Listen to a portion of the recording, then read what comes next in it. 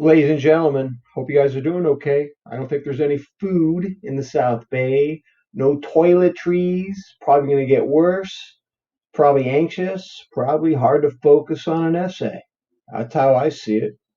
So we're all struggling with this together, man. A bunch of self-fulfilling prophecies, you bunch of panic shoppers. So let's look at choice B for essay 2, due April 7, 2020. Uh, do you have a method to your madness, McMahon, for when you post these videos? No. I do it when my daughters are on Google Hangouts with their friends, so I have a little privacy. All right. Should community colleges use their parking lots to house the homeless? Read LA Times editorial, Why Not Let Homeless College Students Park in Campus Lots? And develop an argumentative thesis that addresses the claim that community colleges are acting in students' best interests by providing sleeping spaces in the parking lots. Here's some points to consider for an outline. Explain the homeless crisis for California community college students. About 1 in 5 California students are home insecure or suffer from homelessness in the last year. Your thesis, you would defend or refute the case that community colleges would be doing a great service to the community by providing overnight parking facilities for homeless students in their cars. Paragraphs 3 through 6, you could develop your supporting paragraphs. Paragraph 7, develop a counter argument and rebuttal. Your conclusion would be a powerful restatement of your thesis.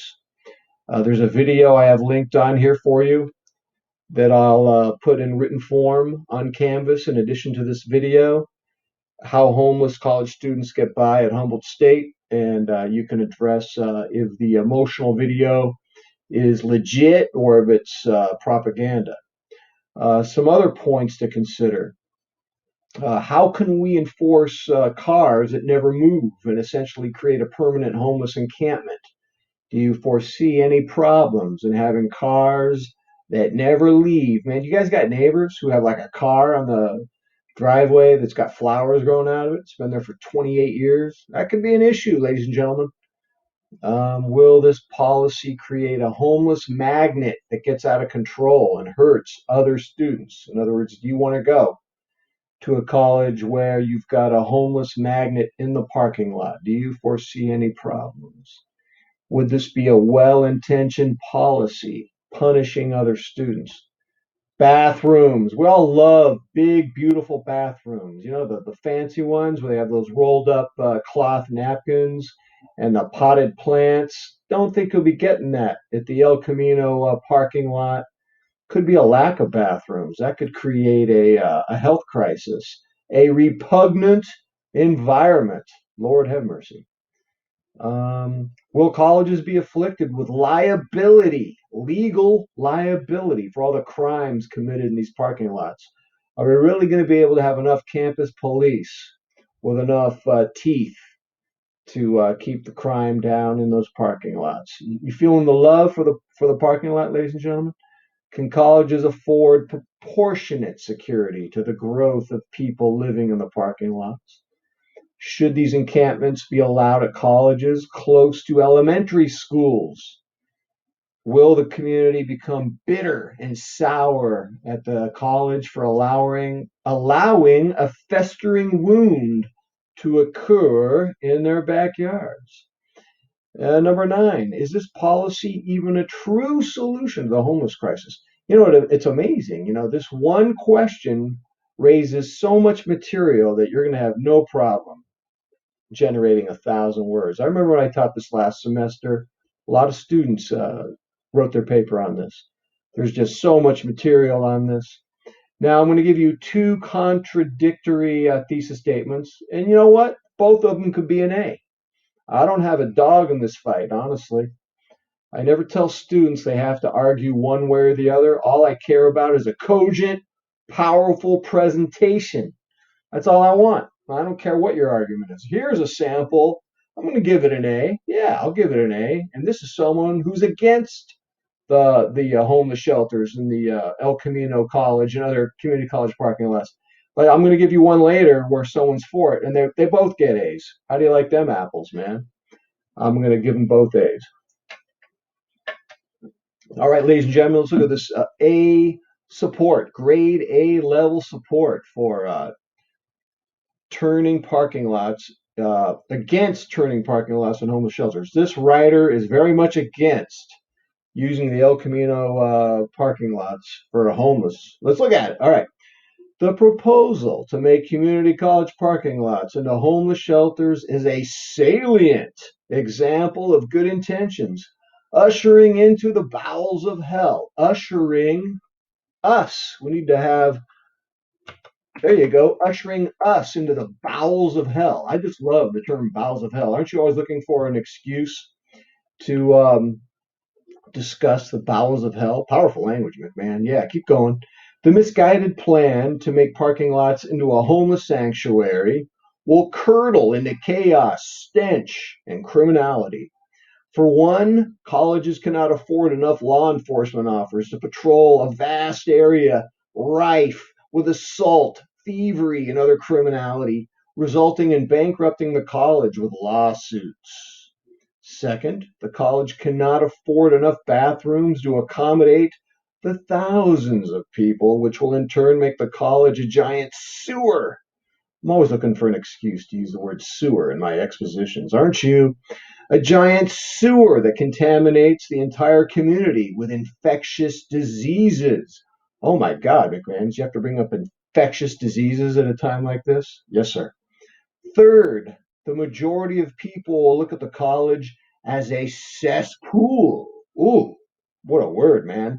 A cesspool of criminality and disease, and avoid attending this lame excuse for a college, resulting in enrollment numbers so low that the college will soon cease to exist. Woo! That student has very bold opinion. You got to give her credit, man. She's not pulling any punches. She's taking no prisoners, man. Go big or go home with that one. Well, here is a sample A thesis that supports turning parking lots into homeless shelters. And this writer not only supports that, but actually specifically rebuts, counter argues the thesis that I just read to you. So let's check this out, ladies and gentlemen. The above rebuttal against the proposal to turn community college parking lots into homeless shelters is a classic use of the slippery slope fallacy, in which someone cries chicken little in all worst case scenarios, while assuming the parking lot plan won't have any specific contingencies designed to prevent the panic based, emotionally charged scenarios that have been hysterically described above. Not bad. There was a little hysterical above there, wasn't it? A little exaggerated, huh? McMahon, you like to exaggerate. All right, let's keep going. The above hysterics are in truth a smokescreen designed to make a selfish excuse for ignoring those students for whom horrible life circumstances beyond their control have put them in a homeless situation. Regarding the hysterical critic's contention that there will be criminality in the parking lot, obviously, Obviously, college will have a maximum occupancy at the level of which its law enforcement feels comfortable, creating a secure place for the students. You know what? I'm going to get rid of this comma after all. It's bugging me. Oh, God bless you, McMahon. Thank you, sir. Now, regarding the hysterical critic's claim that the college will become a giant sewer, obviously, campus engineers will put enough bathrooms on the premises in proportion to the maximum occupancy allowed. You see, ladies and gentlemen, we're not arguing for unregulated, unbridled population of homeless cars, people who are homeless living in their cars in the lot. We're going to have a number that we feel we have enough infrastructure to address. All right, let's get real, ladies and gentlemen. Regarding the fear tactic that non homeless students won't enroll in the college, this is a paranoid scenario based on the irrational premise that the college won't have any limits to the amount of homeless people it accommodates and under what restrictions those accommodations will be based. Let us therefore address the needs of our homeless population and leave the selfish chicken little arguments in the argumentative dustbin where they deserve. All right. So actually, I give an A to both.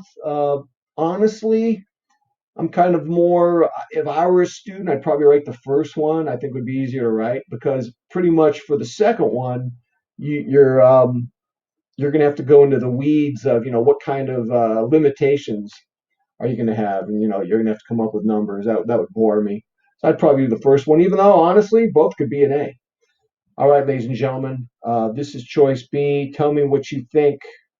Hope you guys are getting food, man. It's crazy out there. Until next time, I'm out.